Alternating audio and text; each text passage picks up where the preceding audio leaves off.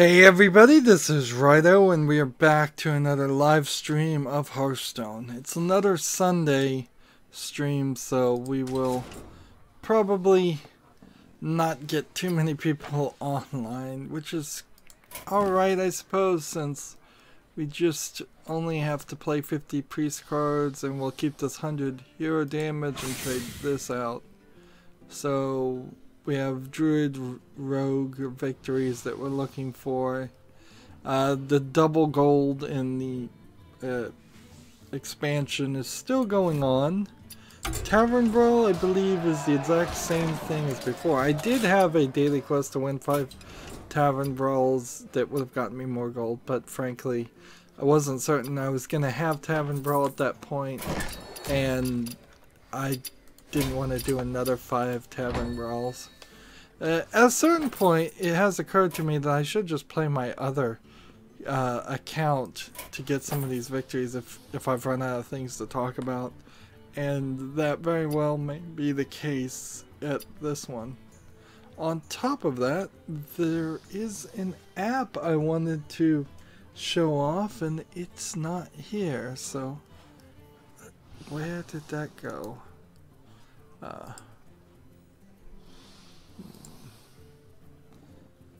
Let's see, here we go.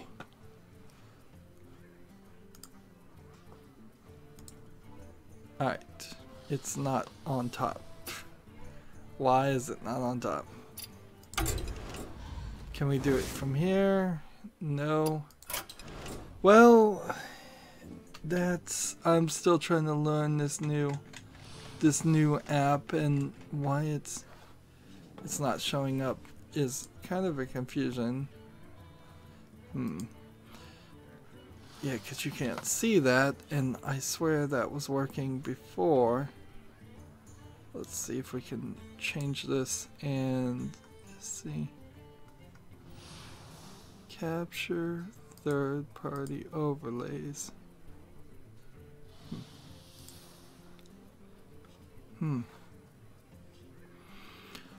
Well, it was working, and now it's not. Well, there's this this app called Hearth Arena that Criterion apparently uses a lot, and he was the top 3rd player in the arena. So if people want to ask me to do arena runs, we're kind of good on gold right now, and so I'd be willing to do one just to try out that thing, but I'm not going to do an arena run if this is going to be just a regular live stream where nobody's going to be online. So I need some hype there. One person, that's all I'm going to say, is one person ask for an arena run, I'm willing to do it. If nobody's on the chat, if nobody's watching, then I'm going to save the gold. I guess priest cards would be our beginning here. There's not a ton of news, but there's a decent amount to talk about. I guess also I should always play ranked. With the next expansion coming out, that is certainly the way I should look at things for now. Right now my audio on my computer is also acting strange. For some strange reason, the volume mixer just won't launch. So that's fine for now, but what in the world? Oh well, I got a straight up victory there. I'll take that. So yeah, I'm gonna have to reboot my computer again.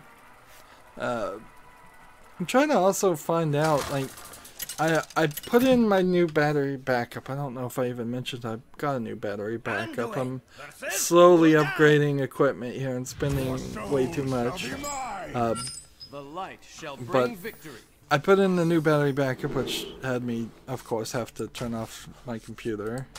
I suppose there are ways to leave a computer on and plug in a battery backup, but that wouldn't be a normal computer. That would be one of those special ones that have 2 different power inputs. on the back, which you probably wouldn't, normal people wouldn't even know exist. And so I had to reboot the computer because of that. And when I was doing that, I put both my TVs, both my monitors on DVI to HDMI adapter cords. But I also have a connector on the back of my computer that is HDMI. That was what I was using by default originally. And then I have 4 display ports.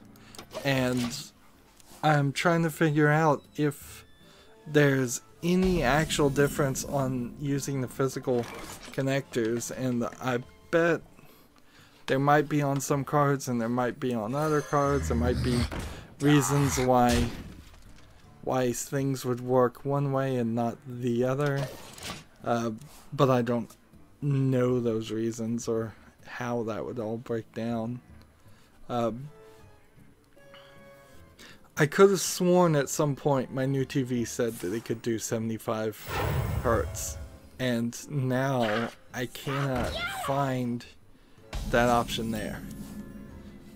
And that's what's confusing me most, is the concept that, yes, maybe there's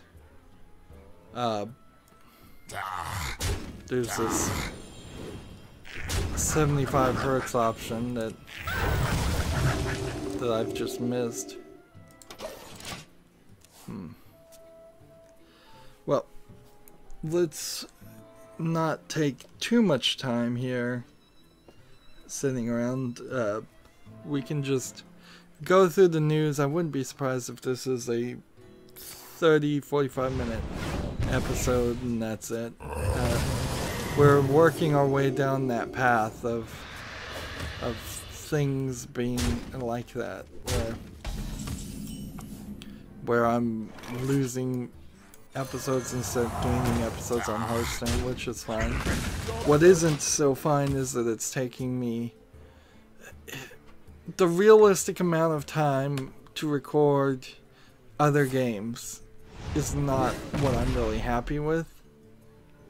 So, like, because of that, I am having this dissatisfaction with my output, but it really is just the realistic amount of time, and so I'm upset because I can't do something superhuman, is the real truth of it, and that's not a way to do it.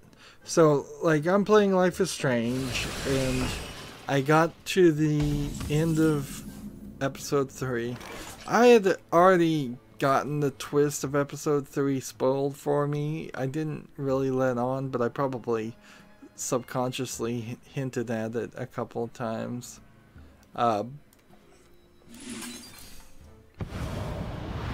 So I kind of knew what was going to happen, and I didn't respond very surprised to that, and so I imagine now thinking about it, I wasn't thinking this while I was recording, but looking back, I bet some people are going to go, boy, you're pretty callous on that shocking twist, and I'm like, well, because I already knew that shocking twist.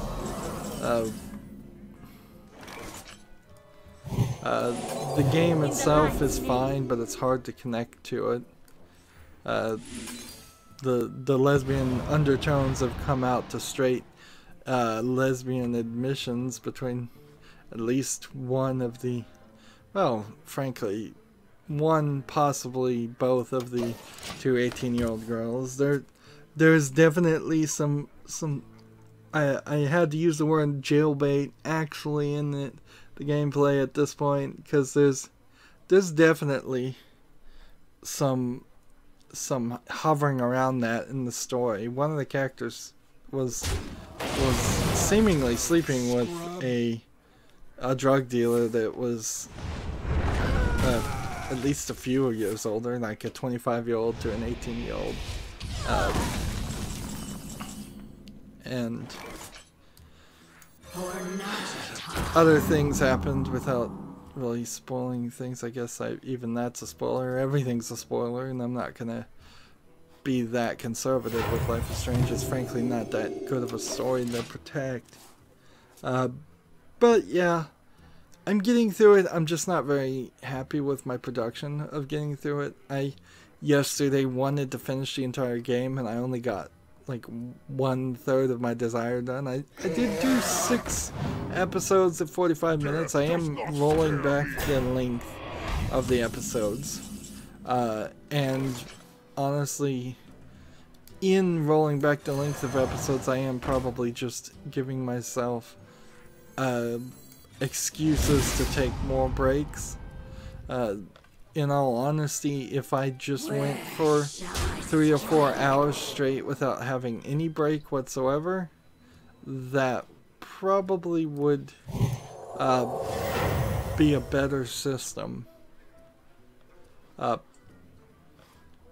guess I am trying to play heal cards. So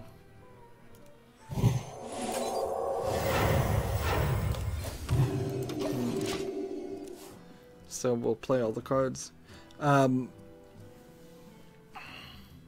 Yeah, so if I was able, if I didn't have to have the endings and the beginnings of each episode, if I was just gonna fade into the video and then fade out of the video and do all of that editing later, which is to say, have somebody else do the editing, that's really where the time saving would help. Then I could just probably sit in the chair for 4 hours, play more similar to the way regular video game players play games.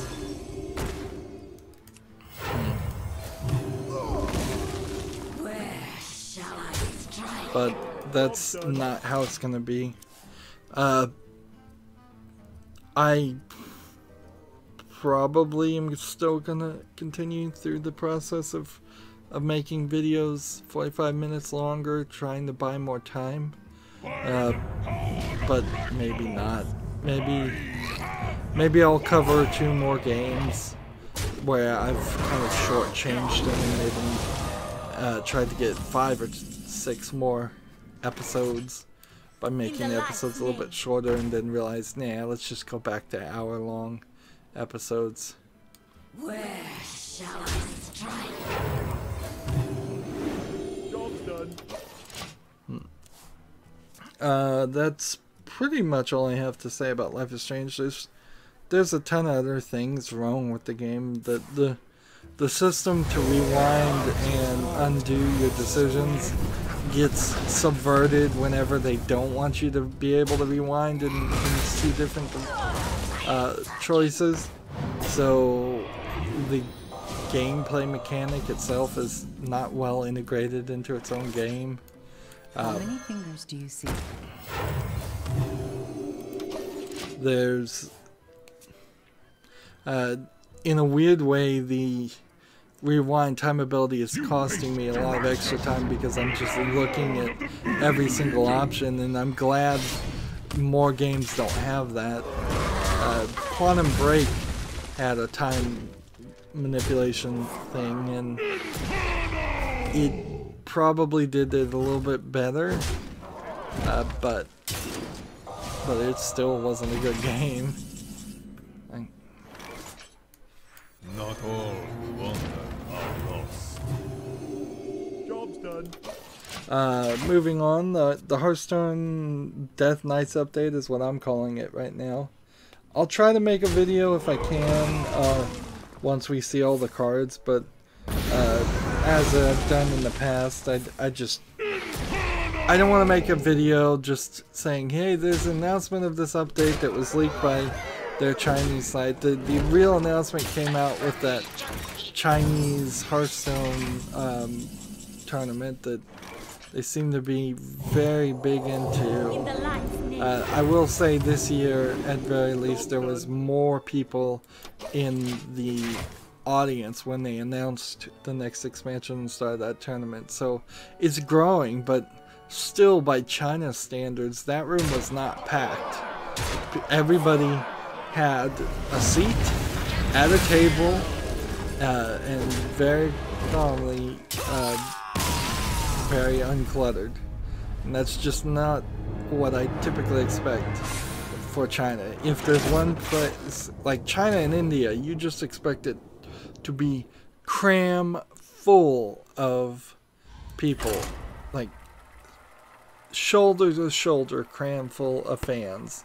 Like you would have at a rock concert, a mosh pit or something. You don't expect something more along the lines of a baseball stadium where every single person has a chair, and even if the chairs are cramped. But it is growing, and certainly Blizzard is very interested in growing interest of Hearthstone in China. I think one of the things they could probably do really well is merge the channels, though. Hey, another free victory. Nice. Maybe I'll get lucky and get free victories on the expansion I really need.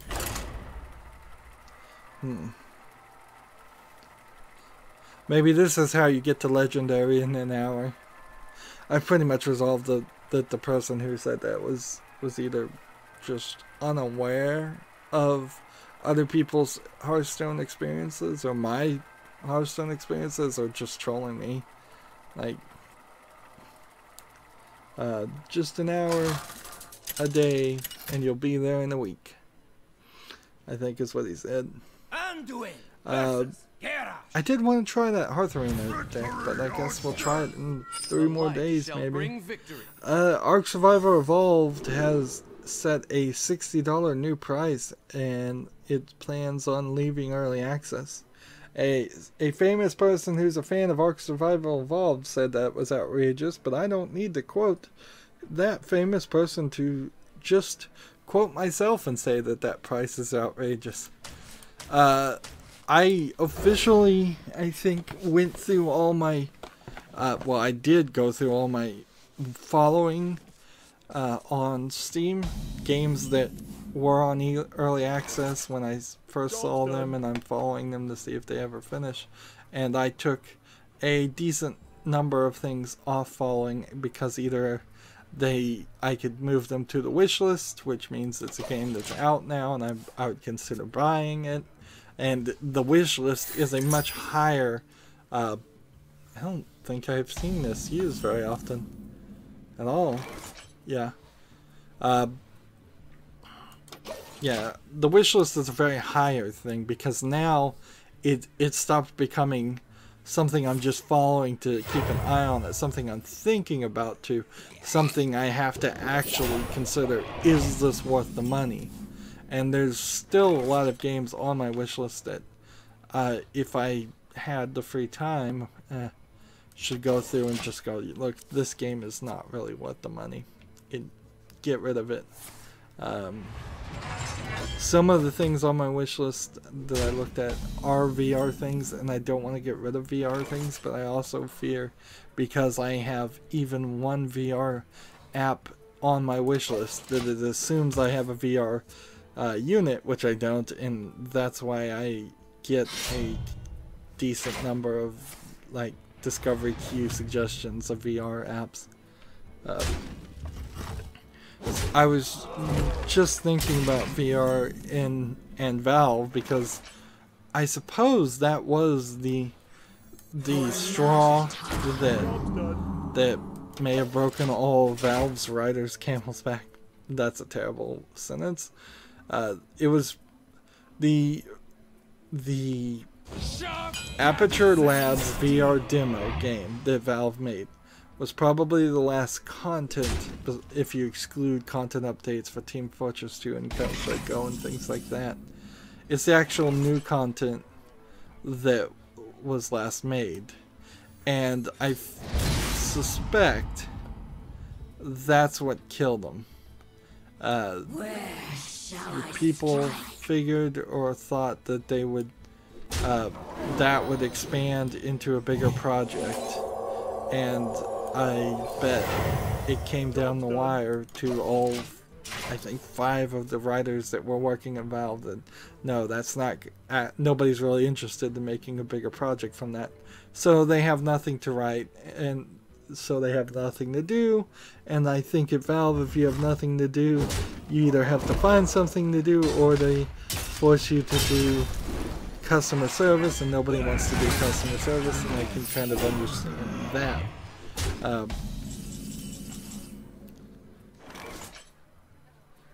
So yeah, I suspect How many fingers do you see? that would be my guess, at least. Maybe I'm wrong. Here we go. I could have just waited one more turn, but I didn't know that was going to work that way. Platinum Games came back and said they're still working on the Nier Automata PC patch 4 months in. So there was that story that it was brought up on Reddit. It's been 4 months now, and apparently 4 months is a magic number, and there hasn't been a single patch for Nier Automata. In a weird way, this kind of just goes to show the problem of public companies more than anything else. If Platinum Games and Sega weren't a publicly held company, they would have probably just held on to the they would have probably just held on to the game Nier Automata until it was finished, and then when it was finished they would have released it. Ideally, that's what you would have wanted to see. Now, I do think looking back that there were major problems, and still are major problems with running Nier Automata on PC. So it's not an invalid argument. It's just a matter of them having the time and energy and power and money and funding and manpower. Like, everything you think you would... Let's see. Restore 5 health to the hero. And then put this here.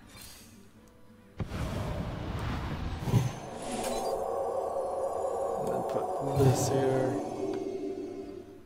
And then we'll hit attack here. And then return.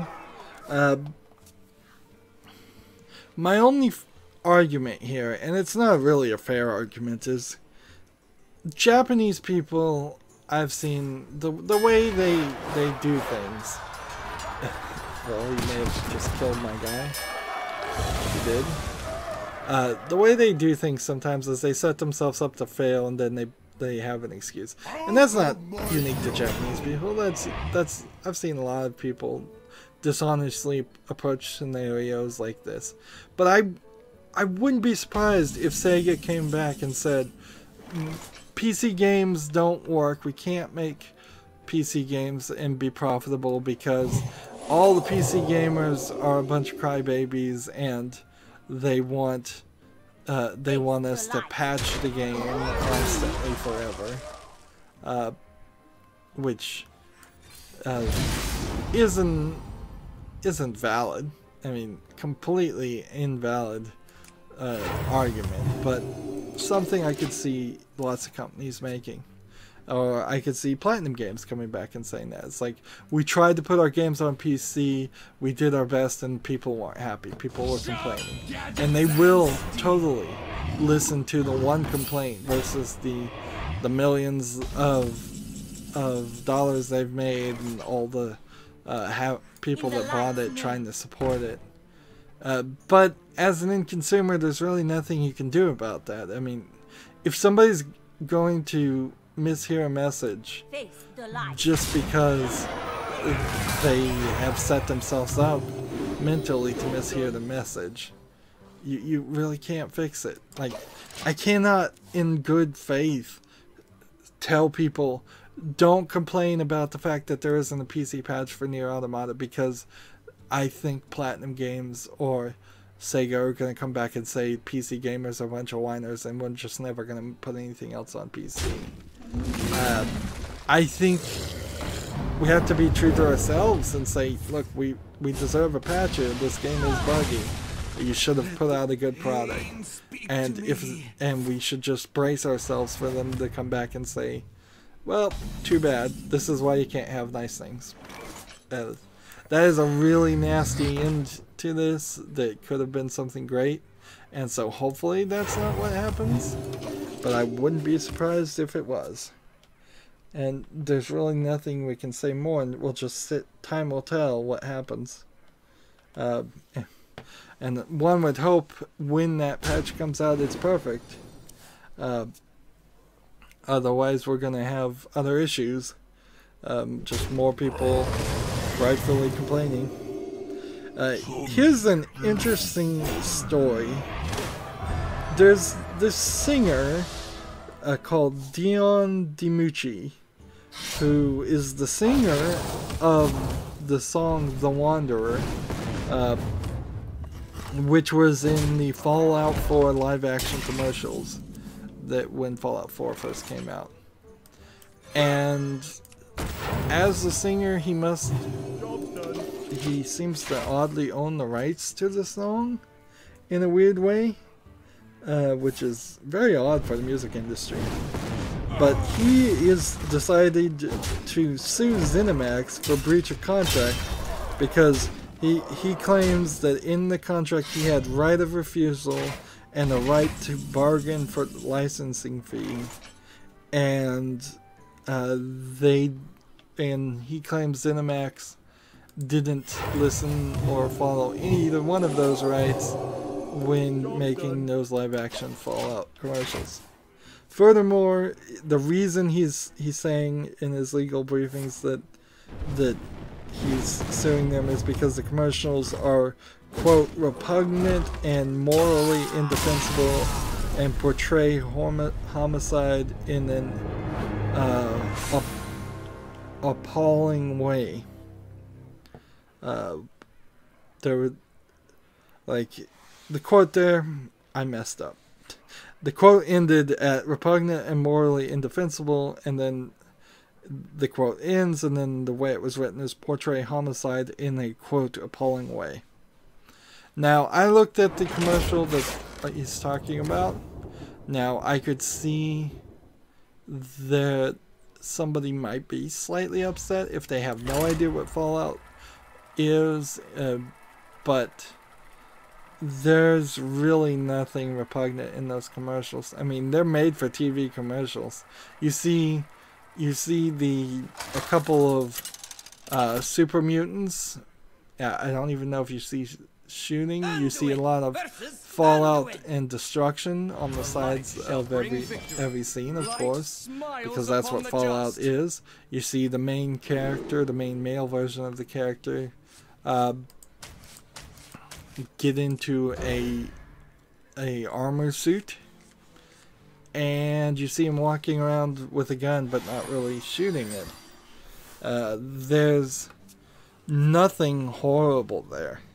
I've seen a lot more repugnant and morally indefensible things, like hundreds and hundreds of times worse. So that part of it is BS. The part of it that may not be so much BS, however, is the idea that ZeniMax violated contracts.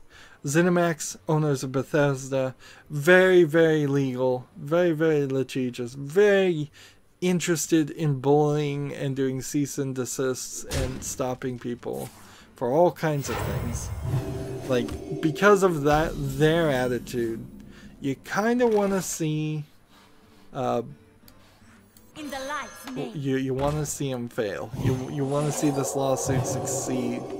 Unfortunately, I would have to probably side with ZeniMax on this, because I think what we're going to eventually find out is that Dion DiMucci doesn't actually have the rights to the song. Whatever contract they're claiming, they're going to lawyer their way out of that and say that they weren't in breach of that. Face the light. And so I think ZeniMax, with its millions and millions it's made off of Skyrim remasters and other games, probably is going to win this lawsuit, and it may set a very bad precedent. Oddly, though, I suppose this might be the first instance in which somebody could actually file a DMCA complaint. Like, in theory, I suppose you could go, she could go to every single TV station that was still playing that ad, which is probably none. The PlayStation Network might be playing that ad on PlayStation TV or something. It is on YouTube, so she could DMCA it on YouTube too, and just claim that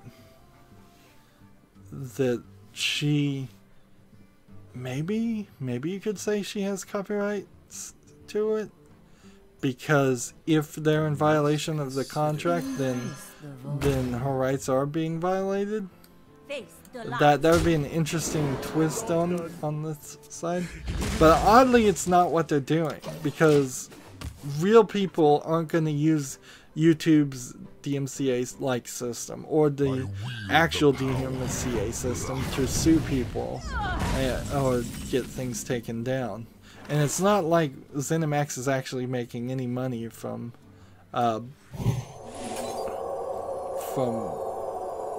that particular commercial. And I don't think it is used in the game, and so because the Wanderer's not used in the game, I don't think they're going to come back and win any kind of huge judgment that says 50% of the sales or 10% of all the sales of Fallout 4 goes to this person. But a little interesting insider drama there. Mass Effect Andromeda has dropped de novo in the latest patch. Uncertain whether that was intentional or not. In the light's name. It may have been just accidentally dropped, which is an odd thing to say, but Feel my pain.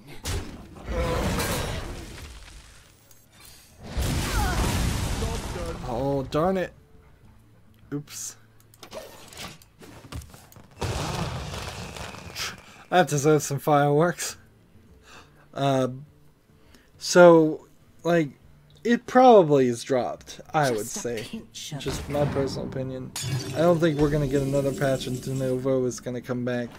But this is yet another example where I don't hear the game vastly improving in frame rate or anything at all because de novo's gone. So for all the people that seem to cry every time a game has de novo in it, How many fingers do you see? I just never see the truth behind that. I never see an instance where, yes, this game now runs a lot better. Mass Effect Andromeda still needs a lot of patching itself. PlayerUnknown's Battlegrounds has been pushed back from its initial 6-month time frame, so to rephrase that, it's been delayed for the leaving early access, whatever. It's one of these games that's probably never going to leave early access, let's just be honest. That's always a hard thing. I try to think myself, if I was making a video game, how would I keep on any kind of schedule or do anything like that, and I honestly just don't feel like I would be able to stay on the schedule. So I'd have to do like I do with my channel and just say, like, I'm gonna stream every 3 days, but I cannot promise you whether I start at 2 p.m. Central Time or 3 p.m. Central Time or 4 p.m. Central Time, maybe 10 p.m. Central Time. Probably not going to be any earlier than that, because even if I did wake up early, I'd just be so groggy. People say my voice sounds like I'm tired now. You haven't even heard me sound tired yet.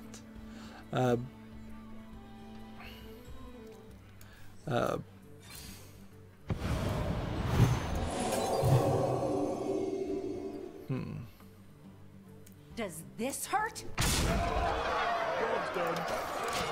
I think I needed to heal. I ran out of ability there.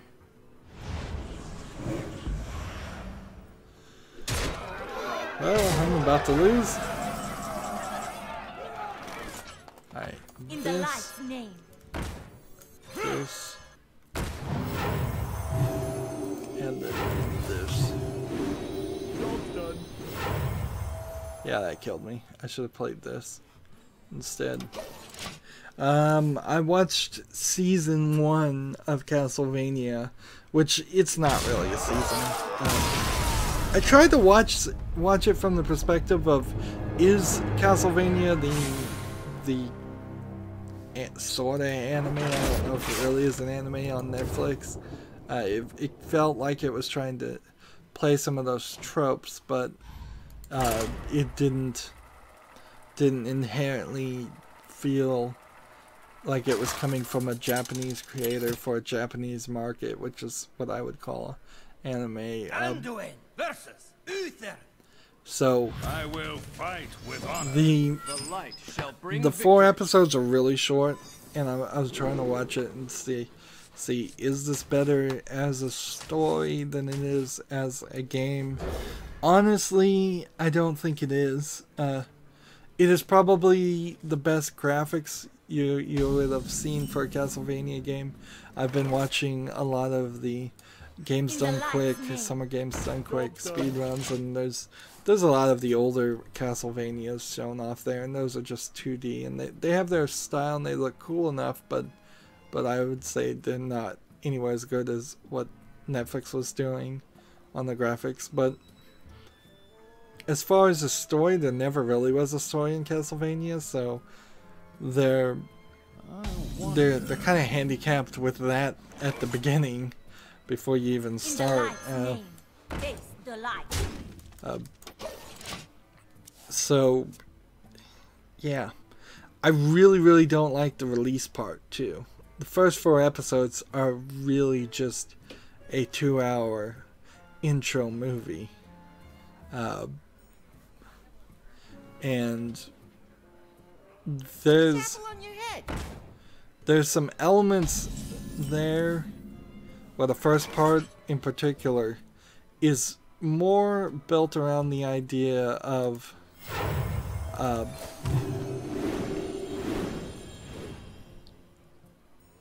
let's see, how would you say this? It's Face the light. more built around the idea of trying to set up a different enemy versus instead of, well, it's trying to set up the church as an enemy, where I don't know if that really ever happened in any of the Castlevania games. They haven't gotten into the castle. They haven't done any fought anybody. They're really just explaining why the castle is going to be infested with monsters and why certain things are going to be the way certain things are going to be. Let's just go ahead and play these cards. Job's done. So I guess all I could really say is it looks good, but it's been released in a horrible way, and it's not really doing anything. Like, it feels stupid when it's trying to do something that would have been done better as a video game. And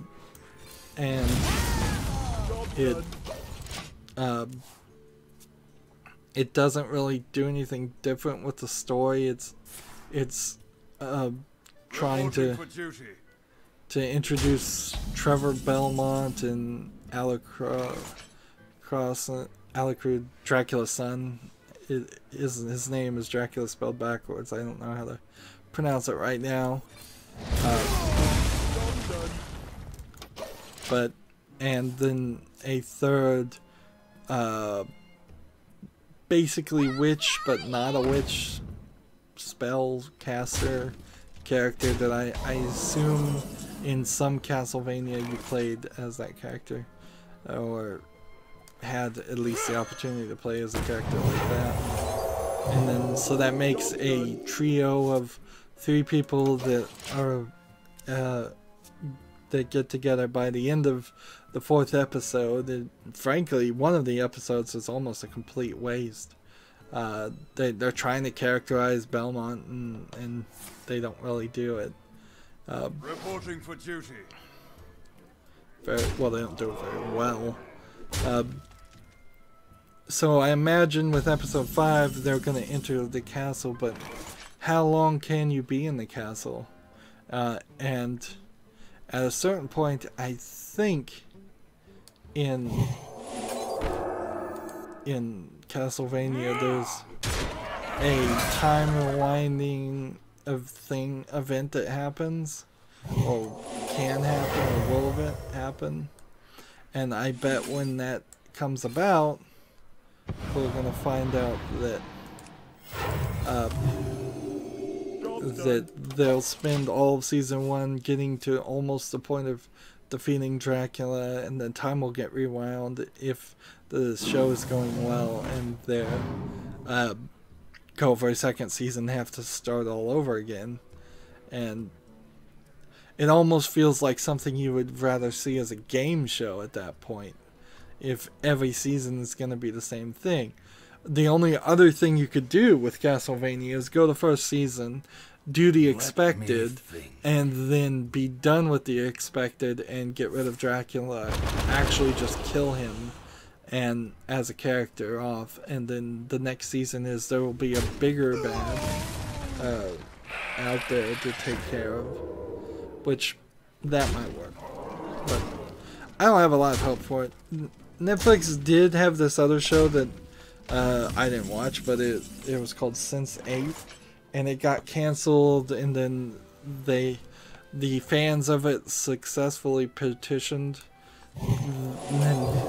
Netflix to give it like I think a 2 hours finale, which, okay, so that is a new opportunity for Netflix to say, look, when we make an original, when we actually are having something built, and it's not just an exclusive that was made by some other production company in a different country, but when it's an actual original made by Netflix that we're producing, we're going to commit to wrapping up these stories, which is not a terrible idea. It's kind of an odd idea for Netflix in particular, because I guess Netflix has to take the perspective that series that don't have proper endings probably don't get watched very much on Netflix. That's at least the argument I think it's making. Is that true or not true? I don't know. Maybe Netflix doesn't buy any series that are unfinished, because those are usually uninteresting series in the first place. So you'd have to think of something that never really got a proper ending. Firefly, I suppose, would be the closest example of that, but that's such a nichely well-loved thing that's not going to be a fair example.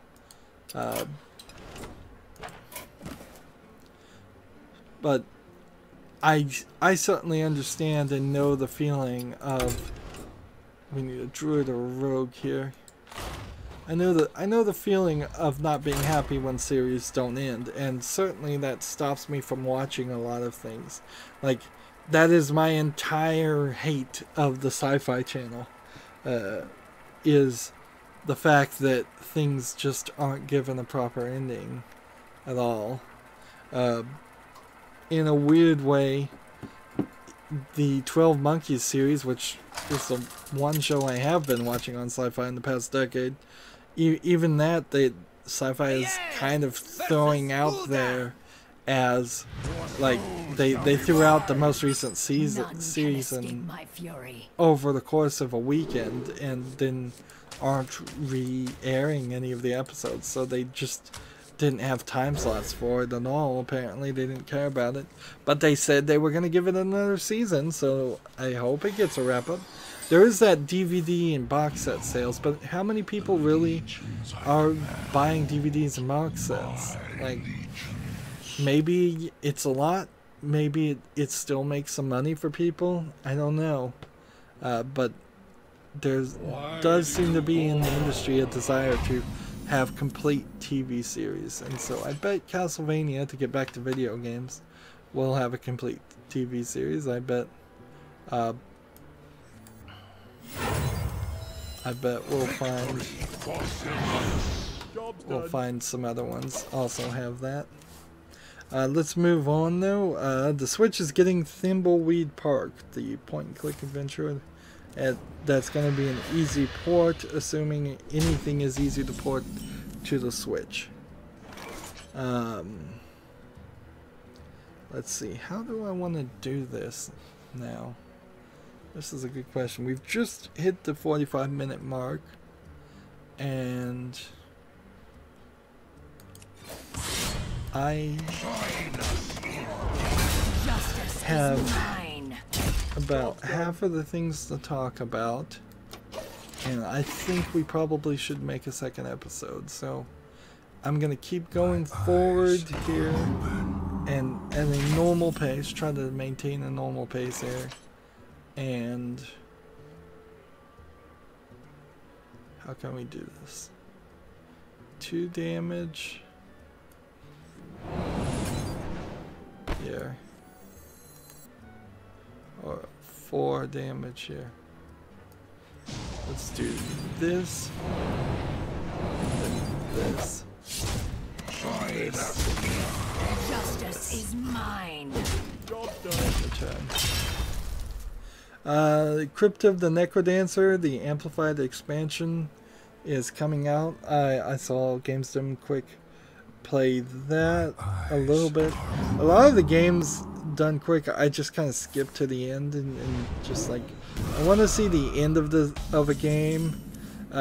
It's a funny balance because you're not really seeing people play the game. You're seeing people break the game,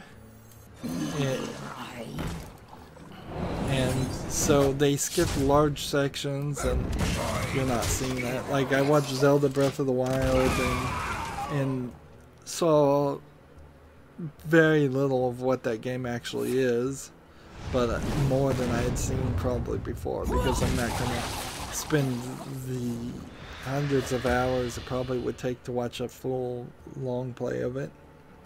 I watched Mario 64. The Mario 64 was all 120 stars being speedrun, so that was a nice refresher. Of course, I've played Mario 64, but it's been a long time ago.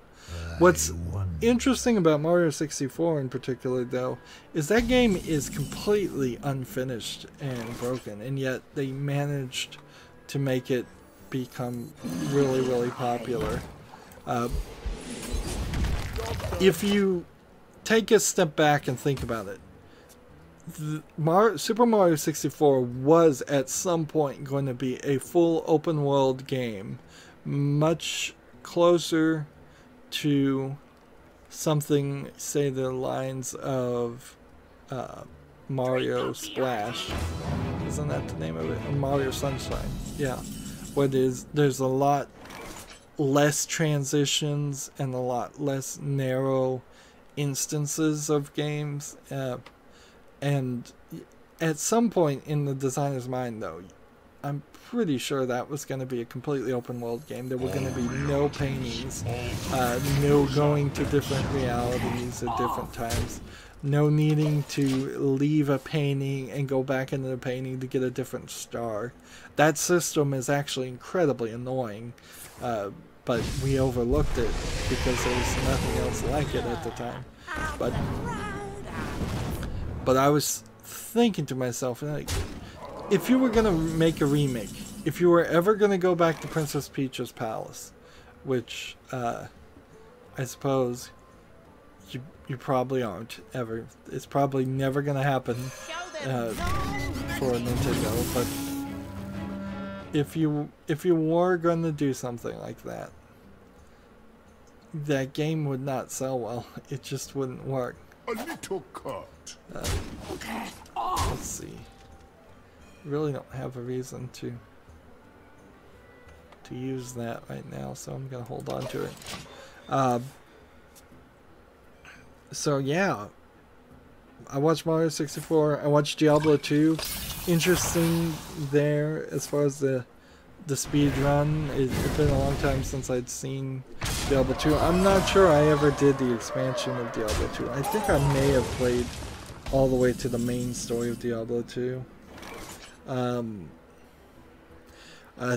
I did not realize this before, but there's some things about Games Done Quick about how they were pushing for donations to ensure whether you were going to get to see certain content. So it was like, do you want to see a Portal 2 speedrun? Because if you want to see it, you have to get our donations up to this point. Do you want to see this speedrun? If you do, you need to give us more money. And that's not something I'd seen before. And I felt it was kind of gross. And they seemed like they were more than willing to just constantly go that route too.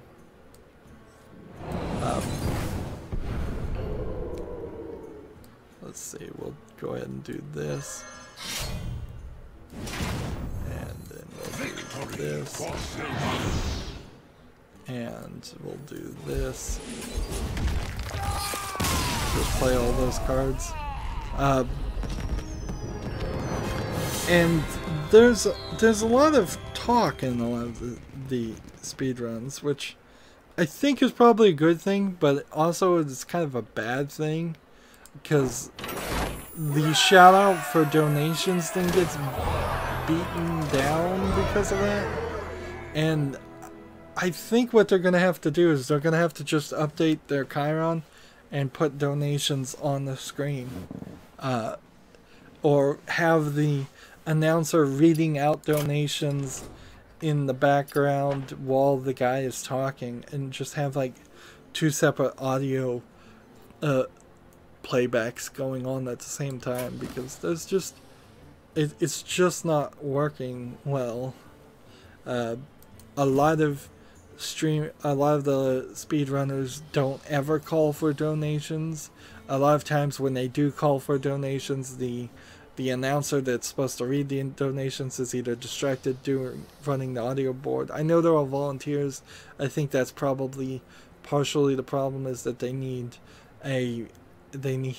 some better experts there instead of volunteers sometimes. None of them were terribly bad, but there needs to be one person that runs the board. That's always been my experiences. Somebody that has a style and knows how to do it. Anyways, that's going to be it for this recording. We'll see how long the next one is. If you're watching live, stay tuned. Everybody else, as always, I ask you to like, share, subscribe, comment, and watch every second of my videos. If you want to friend or follow me on basically any social media sites, there's a whole bunch of links down below. Thank you for watching. Have a good evening.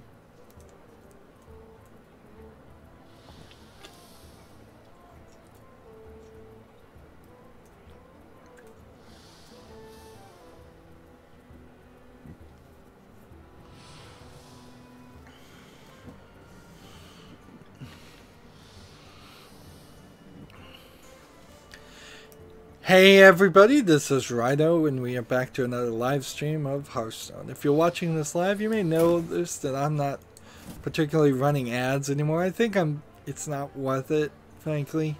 Particularly if I have the negative feeling that on this Sunday stream that nobody's really watching it anyways. I don't see the point of making one person watch one more ad. Like, the whole thing with ads falls apart when you're talking clicks per million or views per million, views per 1,000. It's like none of my videos individually get that many views that fast. And frankly, it's just kind of a hassle going out of the window and hitting the button to make an ad roll. It may be with the YouTube update, though.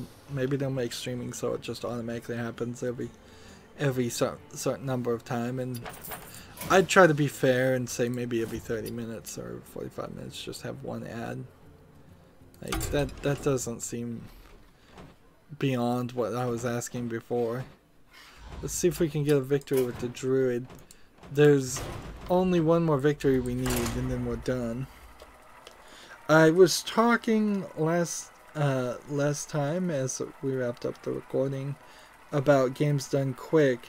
There is one story that's not really going out there, and it's again one of these political-esque stories that I don't want to talk about that much, but I'll bring it up. So, famous Twitch person Dan's Gaming, he's somewhat famous, people know him, was hosting, which is a weird thing you can do on Twitch. I don't know if I can just host people in random. Like, I technically have a Twitch channel. Can I host games done quick and ask people to come watch it on my channel and talk on my chat instead of the main chat? Which honestly, that's probably not a terrible idea, because the chat on Games Done Quick and any big thing is just this spewing of emoticons. That's all it is. It's just emoticons, emoticons, emoticons. Nothing being said. No real conversation to be had there. It just flies by way too fast. So if they broke up their audience and said, look, everybody who's a fan of this guy, go over here and have a real conversation. Everybody who's a fan of this girl, go over here and have your conversation. Everybody who's a fan of this other guy, come over here. If they just broke up the chat into groups, like sub-chats or subgroups, that would probably help the experience a lot. But anyways, Dan's Gaming was hosting it. So he's in some way sort of affiliated, maybe, with the thing.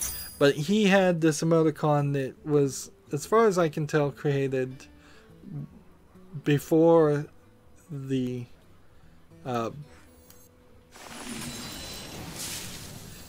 before Games Done Quick.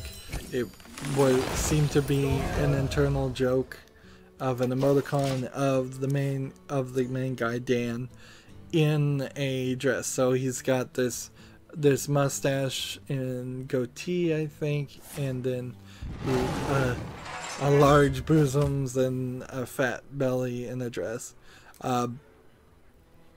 Which, okay, it's the Looney Tunes thing. It's like, how many times have we seen Bugs Bunny in a dress?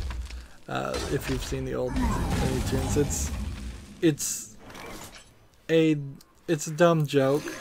Unless there's something we don't know about Dan's Gaming, or I don't know about Dan's Gaming, where he actually does like to dress and drag, or he actually is a cross-dresser, which, frankly, there's to each their own. There's nothing wrong if he does want to do that. He doesn't strike me as the type of person who does that, but maybe he does. Who knows? I'm no expert, surely. But somebody got on there, saw that emoticon, and got on Twitter and complained, and frankly an SJW, as we would call him, and said that it was transphobic and insulting to have an emoticon of a specific guy in a dress for a joke. That this is transphobic, which in itself is actually queerphobic, that statement. So the person, the SJW, that's there is actually saying something rather offensive to people who are, I hope queer is the right term here, because there is actually a term in the LGBTIQ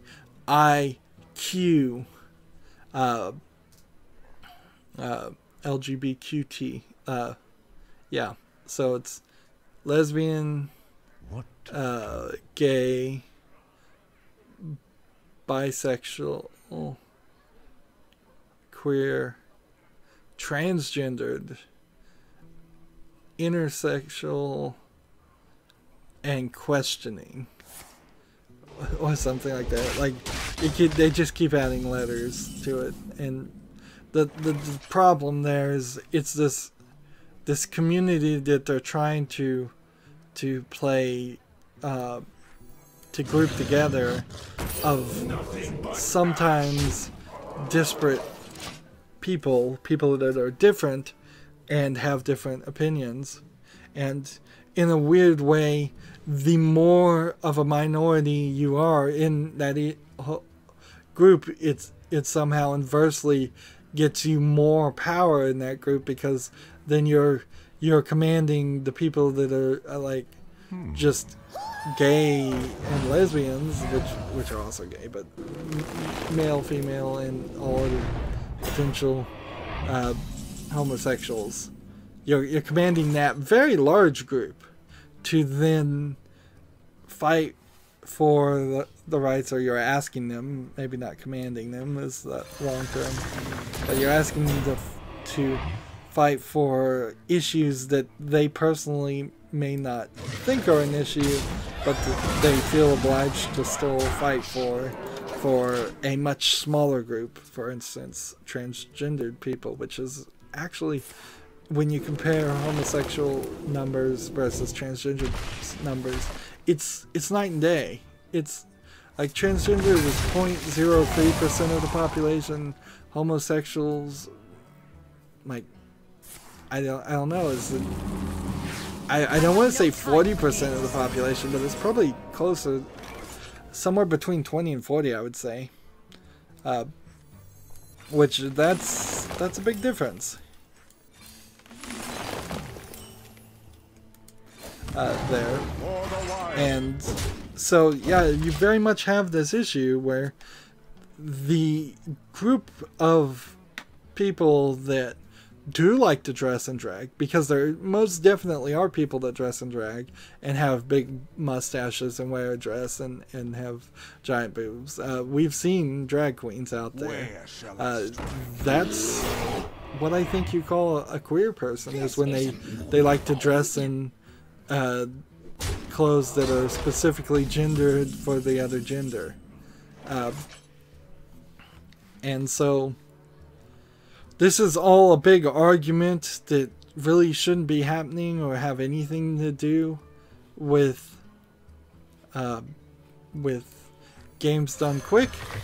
And the right response for everybody would have been to just ignore this SJW and go let people who agree with her in her kind of stupid argument just have their group think and agree on Twitter. But that's not what happened, sadly. Somebody from Games Done Quick, who was a moderator, did see it and did make the decision to ban it.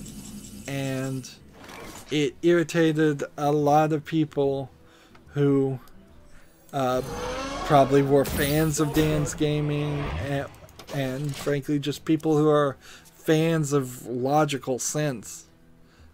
Join the pack. It would potentially irritate people just that are fans of Bugs Bunny, because like that's where this is getting down to. It's an old Bugs Bunny joke, and then you get into kind of the argument is like you can't watch any of the Speedy Gonzales cartoons because those are offensive stereotypes, and you can't watch any of the old Looney Tunes because those are offensive this way. Everything's offensive. Eventually, that's the problem, is that some people certainly want to word police and just thought police people to the point where there is going to be nothing is going to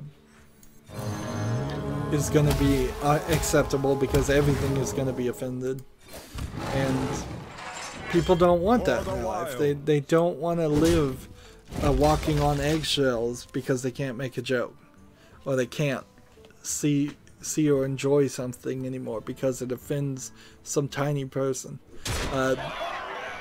It seems like some people think that the world has to be 100% offense-free, and that's just not the case.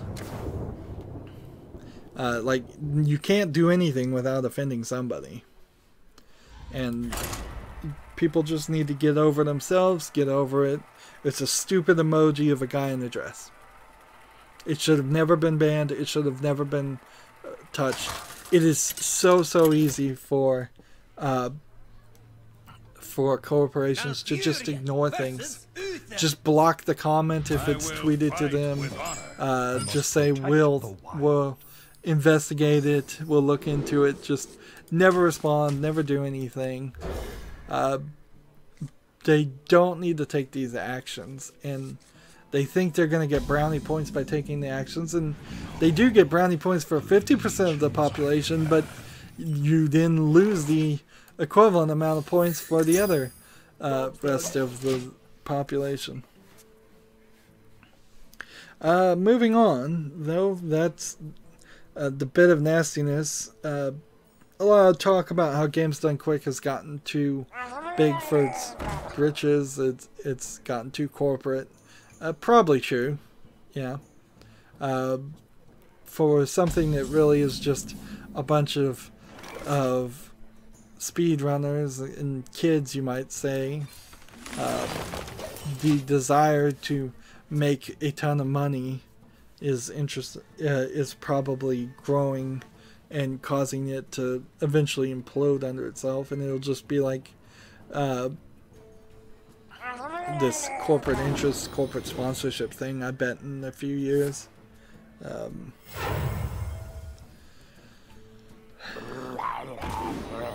Moving on, Steam Machine, Steam OS is apparently not really being worked on Valve.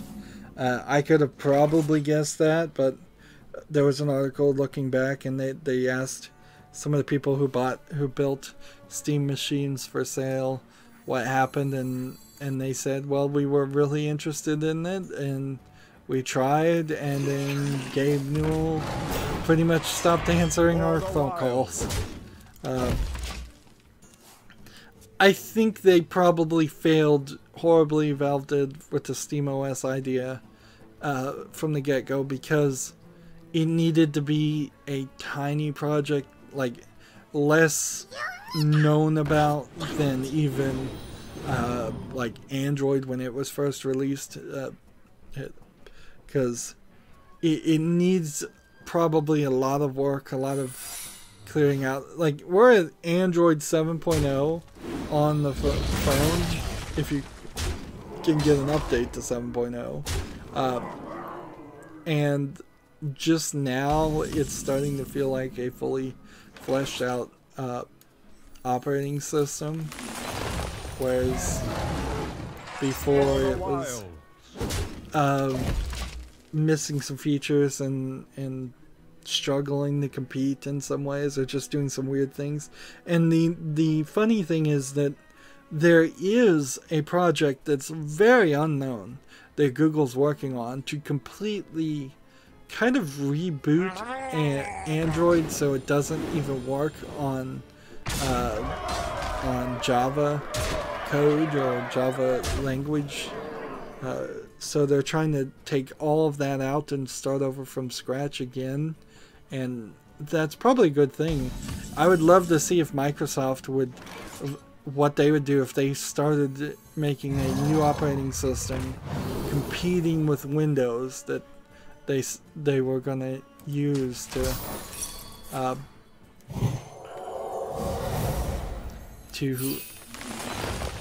specifically try to make some competition and try to make things work a little bit better. just drop all the legacy support too. Yeah, if Microsoft came out with something not called Windows, but it was an operating system and it was way better, that'd be an interesting twist. So yeah, that's what I think SteamOS should have been. It should have been this thing that they're working on in the background and they're not ready to sell. And maybe they are working on the background, but honestly I just think Steam and Valve has no focus. Let's stop playing this guy because we're not winning. We'll try this one instead. So maybe we'll get a SteamOS, which is a Linux operating system eventually. It being built on Linux, there's still a lot of problems with Linux and gaming though, inherently. And that's what you've got to get, is you've got to convince people to have better video card driver support on Linux and better video game programming on Linux. And that means you also have to figure out a way to get all the old games to run on Linux well too. In theory, a game running on Linux, properly programmed, would run smoother than a game running on Windows because there'd just be probably less extra services and features running in the background. Just more processor power. What? What was that? Happy Midsummer Festival. What? Happy Midsummer Festival. My thanks to you. He said something weird there. Bring out your dead.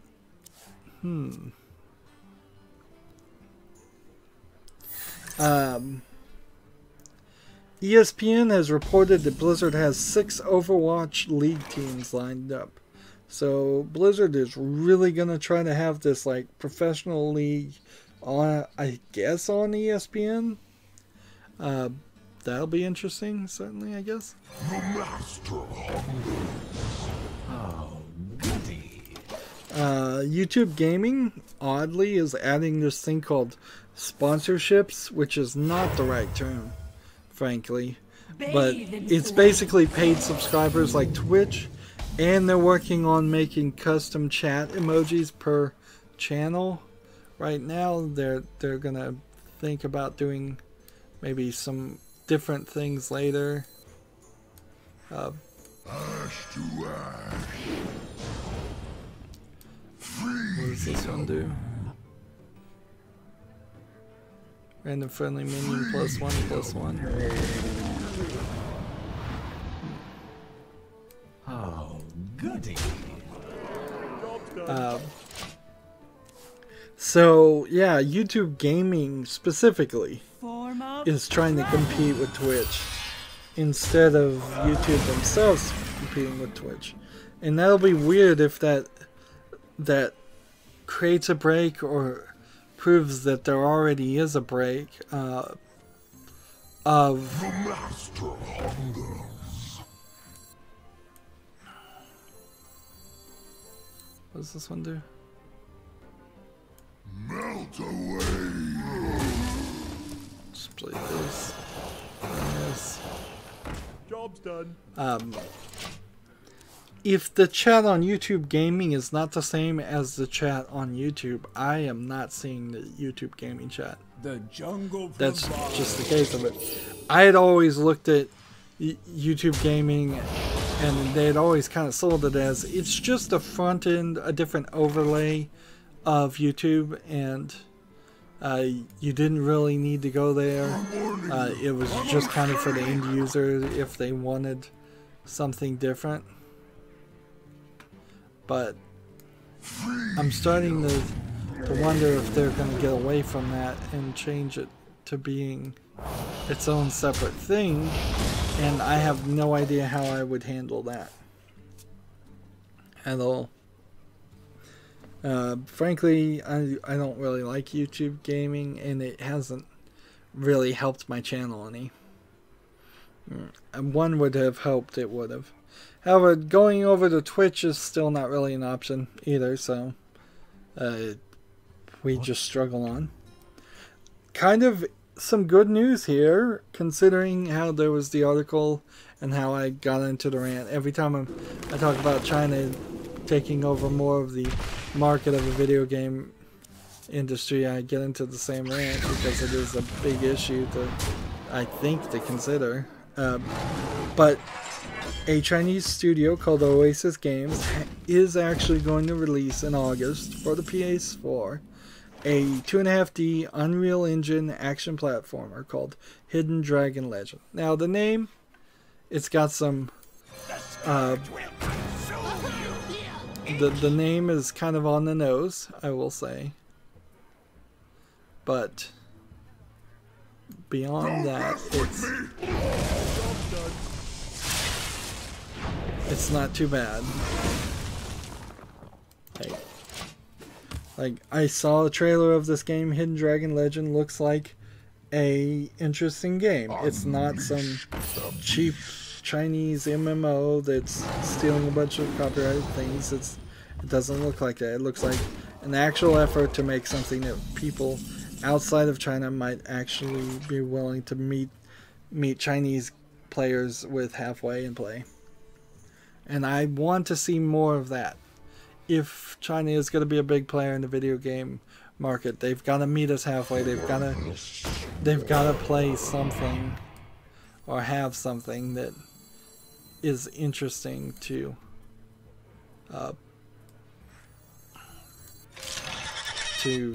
people outside of China. And I don't want to get into that rant too much again, so I'm going to just move on.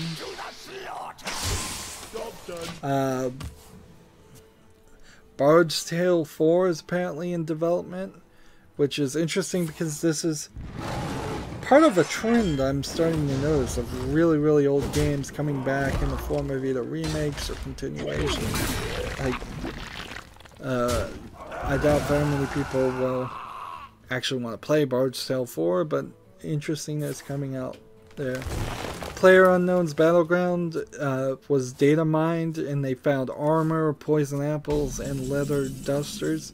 But the problem there is that you really shouldn't listen to any information found inside code, because there's a very good chance that's never actually going to be added to the game. It can just be put there as an idea, it could be put there as a distraction, or it could be put there and then disabled because it never works.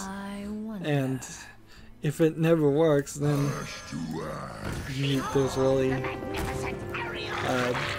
it may very well just never work.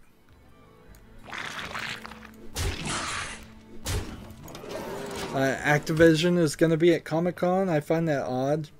Last thing Comic-Con needs is for it to be even less about comics.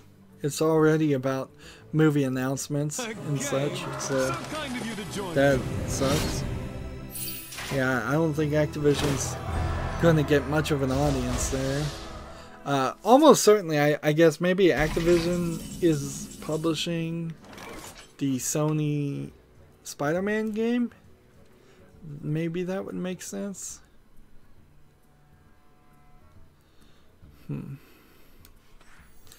I copy this death rattle? Interesting. See how that works. Maybe we won't. Let's just actually see if we can win here. Justice is mine. Overwatch has a new character called Doomfist. I don't know how much of Overwatch I should really cover since I'm not playing the game and it's just going to constantly update things. We had a story about the Play Dead co-founder. I think his name is Dino Dady or Duty, or Pady or Duty. I wrote it down badly. He did have some kind of fallout with the other co-founder, and he left and sold 49% of his shares. Unfortunately, we're probably never going to know what that fallout is, because that's seems to be all anybody who's willing to talk can say is some kind of fallout.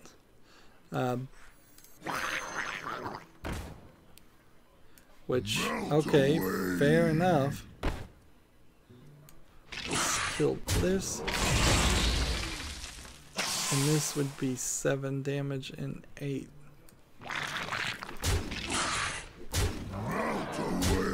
Justice is mine. Job's done. In that turn. An interesting thing to take from this.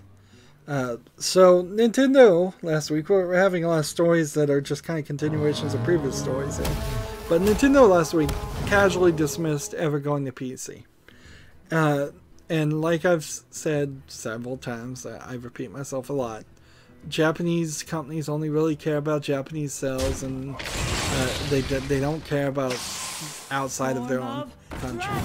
It's a weird xenophobic way of thinking. I guess maybe it comes from a just general distrust of the market being stable outside of Japan for their goods. Bring out your dead. Should I do this? Or should I stay? Melt away.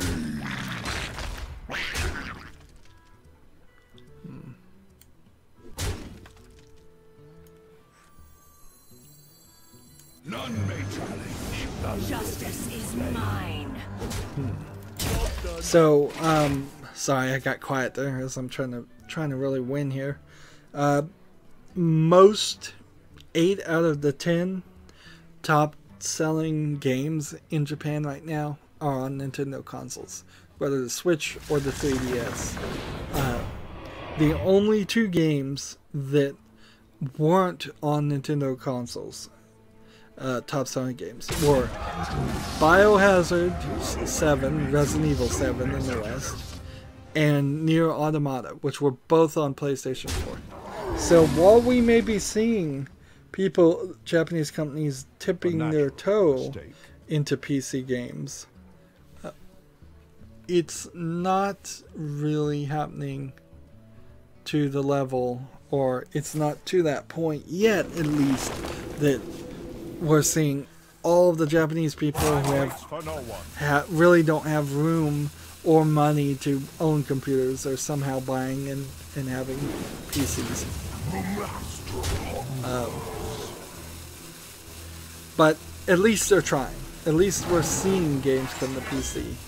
Maybe it will just boil down to the Japanese company feel it necessary to have PC versions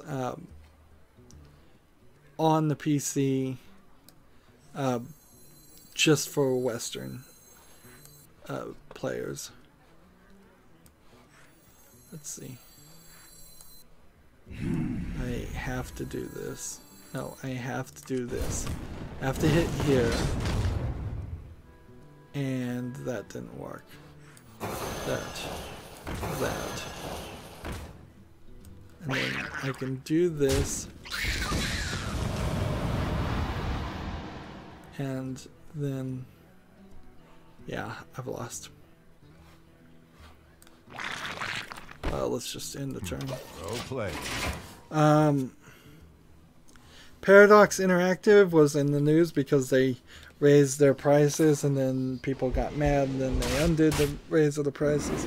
I had a different perspective on it until I really realized that what they very possibly were doing was just raising their prices so that the Steam summer sale that happened a week later would reflect a very high percentage on sale.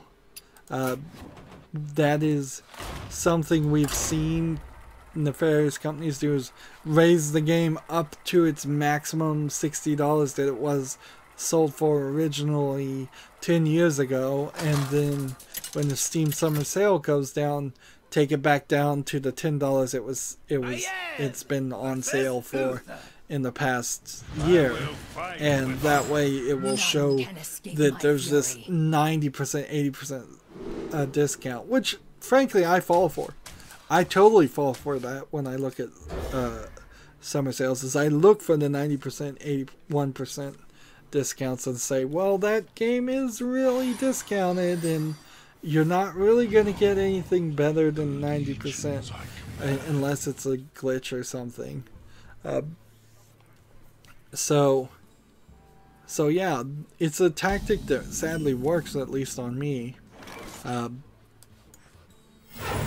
So yeah, I feel like Paradox Interactive was being a little bit nefarious, and they're still kind of being a little bit nefarious. They have these forms if you bought the game at the higher prices, where you can fill out the form and give them an email and show them a receipt and give them an explanation of what DLC you would like instead. But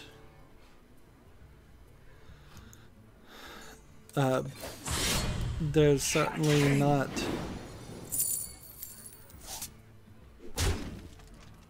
Justice demands retribution. Justice is mine. It's almost like they're having a conversation there. So yeah, you have to basically fill out a rebate form to get free games that cost Paradox Interactive nothing because you paid too much because they bought it. Now, hopefully, one would hope nobody overpaid for it, so nobody actually has to fill out that form. But I bet some people did. Sony PlayStation has updated Sony has updated PlayStation Now, which is their streaming service, to. This is our town, scrub. Yeah, beat it. Victory for Silver. Well played. Let's see, if I played this, I can't do that. Justice is mine. So yeah, the streaming service, which isn't that good, now has PlayStation 4 games. Man, I'm getting distracted. Good thing I'm almost done with the news. There wasn't a ton of news here today on this Sunday stream. And yeah, no comments. That's what I figure. Anytime I stream on Sunday, it doesn't work. Like, if I was really gonna do this better, I would definitely make it so that the Sunday streams don't happen. I would stream Monday, Wednesday, Friday, Saturday, and then back on Monday. Or something like that. Something close to that, at least. This is our town, scrub. Yeah, beat it. Well, that seemed to work pretty well. Got some fireworks there. And then, I've given it some more thought after watching the Diablo 2, because Loki, I know he's not probably watching right now, asked me to play Diablo 3 with him and I had to turn him down. Sadly, if I was going to play a game in the Diablo series, I'd play Torchlight, because that's where the creators of it is going. Like, that's where the creators of Torchlight went. The creators of Diablo went after, I think, Diablo 2. So I wouldn't really want to play Diablo 3 anyways. I'm just crushing Loki's streams here if he's listening to this. I probably still would play Diablo 3 at some point. I just don't have time for it. And the bigger issue is I'm still learning, and I should have a better response to requests to play. And I think the response, the only real response I can get is just now. I'm not going to take requests to play unless I'm already playing the game. So, if you see I'm playing Hearthstone and you want to play me as a friend, sure, I will play you as a friend. Friend me, send a friend request. All of that. I love that. That helps me. That helps you. But if you see I own a game on Steam, I probably don't have time to reinstall that game or install that game for the first time, more likely, and play it on any schedule that would make anybody happy. If I haven't played a game before, the way I do my channel is different than way other people do their channels. So, like, I'm trying to have something that's more Justice is long mine. term as far as the videos. I don't want something that won't be worth watching 20 years from now because it's just a bunch of friends playing around. That's what a lot of Let's Players and even the Minecraft players, that like a lot of their goofing around of playing the same game over and over again. Let's do Lucky Blocks today. Let's do Lucky Blocks today. There's no replay value in that. There's no reason somebody's going to watch the Lucky Blocks episode that happened a year ago. I'm going to lose here.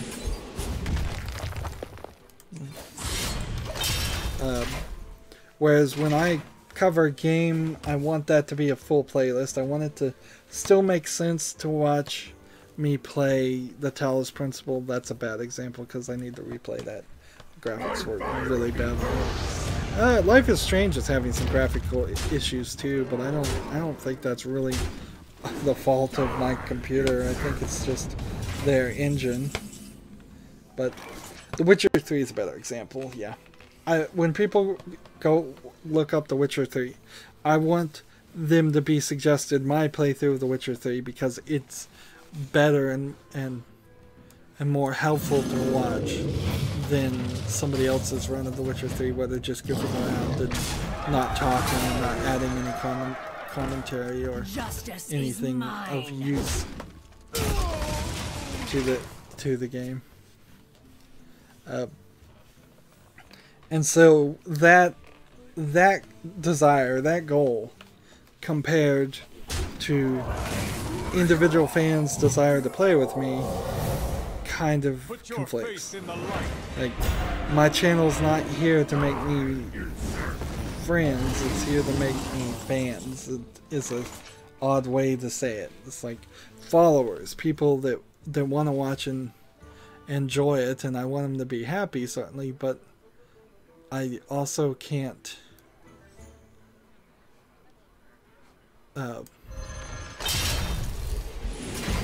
Justice is mine. With taunt is in the way. Darn it. I'm gonna lose. Like, I've never personally, just to put it bluntly, I'm saying it pretty bluntly now as I'm explaining my position, which is probably not it's coming off as kind of a jerk thing to say. I often feel like I have to be a jerk in this channel, but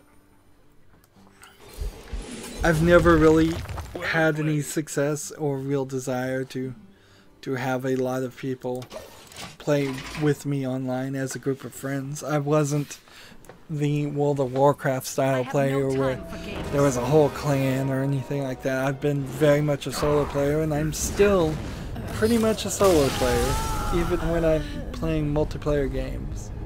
Like, I'm a lone gunner. A loner, I suppose, might be a better term. Alright, so let me look at the clock here. Now, because the truth of the matter is I've been doing this wrong. We have 6 minutes till we run out of 45. We've gone 45 minutes. I could sit here, I could try to play ranked, I could try to get up to here. We may notice that I'm not getting anywhere on ranked. I could try this, I suppose, and we'll see if we can get up to this point. You don't even really need to get both standard and wild up to this point, because it's just the reward you get is the best you get either in wild or standard. So playing the two back to back is actually a waste of time. The only thing it really does is helps some of these characters get up to rank 500 and level 60. But I think some of that stuff might happen too. So if I can just instead see if anybody wants to play me, which nobody does. Nobody is playing right now. Loki's in-app, or I don't think these things are right, frankly. most of the time. Don't have any friend requests. I don't get enough on the American side. But you may notice it said the other one is logged in. With the new update, there's no reason for me not to get victories. Let's see, the new update is also with the mini Ragnars. There's really no reason not to just challenge myself and get my second account more gold.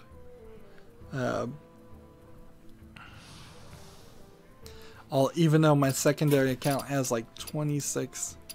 Can I accept this?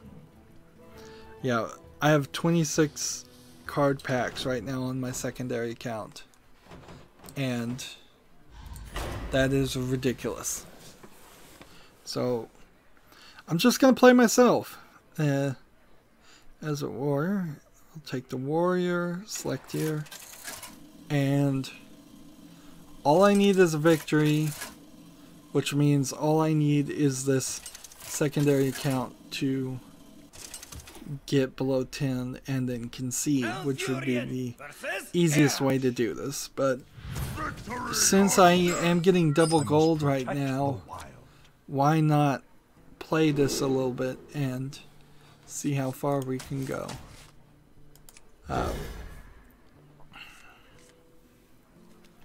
Because there are 3 daily quests that are double the gold on the secondary account. Which I shouldn't care about the secondary account. And I would much rather play somebody else. Like, certainly, because this is boring and it takes a lot of effort to sit here and play 2 different games or play 2 different sides of the same game. However, it's not quite as boring as the concept of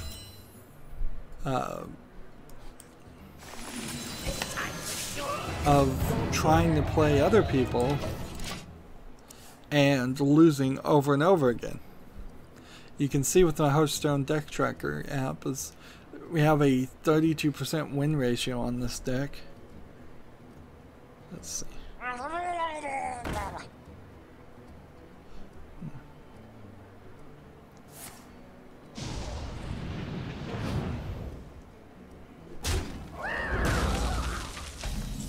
So one of my daily quests on the other account is to destroy minions. So I'm gonna work from my main account to lower my other account down to 0, while at the same time from my other account I'm going to work to destroy minions. And we'll just see if we can work this well together. Adapt. Plus 300. Job's done. And then end the turn. And let's see. Ready to ride.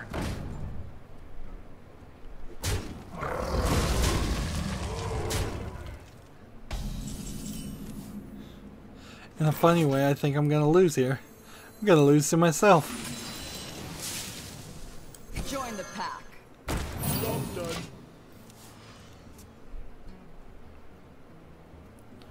Here we go.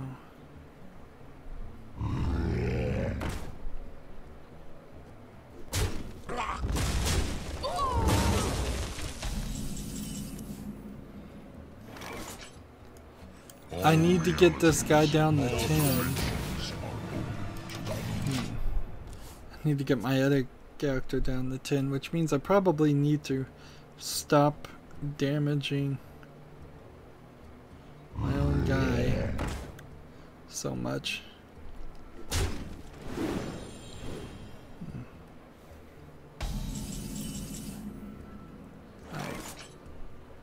Do this.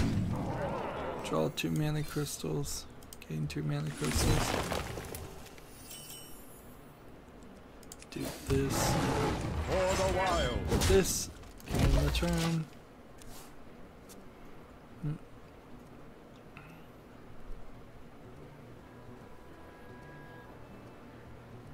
Don't mess with Tusker.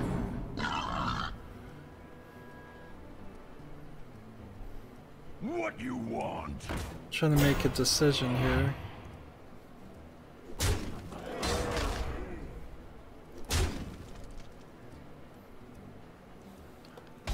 There we go. Why does my deck here suffer so much worse than just a standard basic deck? Have I really messed up that much that a basic deck would win against me? For the wilds. Job done.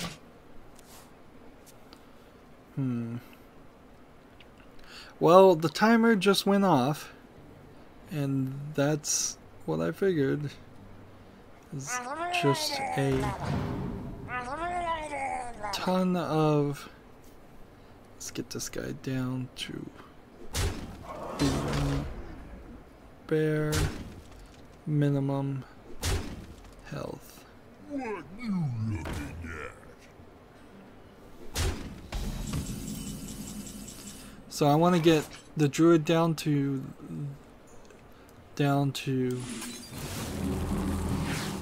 Join the pack. to 1, and then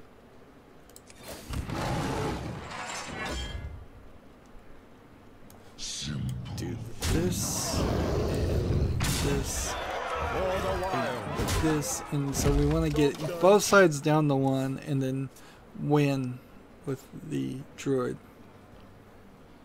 So we can do that and that and that and that, and then we can go ahead and kill that and go ahead and kill that. We could go ahead and do that and that and end the turn.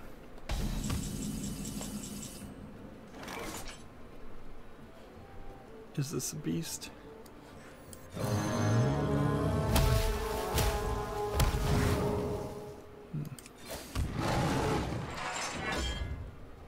For the wild. Sick 'em. So we can kind of go back and forth now.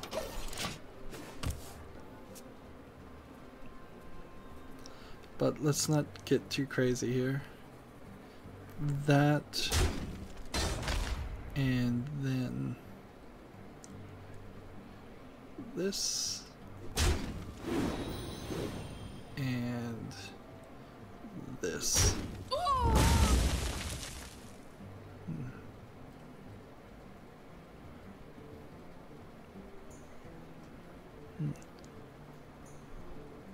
And we'll do this and then a turn. And I think we're done. I could continue going back and forth like this. I have returned. Oh, this was a beast. I could have summoned a copy of that too. Like, I could keep going back and forth and let him do one more damage, and we could do this for 17 more turns, but let's just take the victory and be done.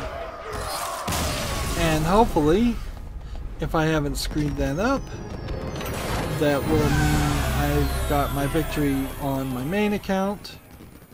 Let's see. Yes. So we're done with the daily quests, the ones I really care about. Frankly, I have like 5 different accounts now. Well, 4. And for my other account, for the daily quest, what did I get done? Come on, daily quest load. I destroyed 13 minions of the 40 I needed to do, and I didn't play anything. at all? Okay.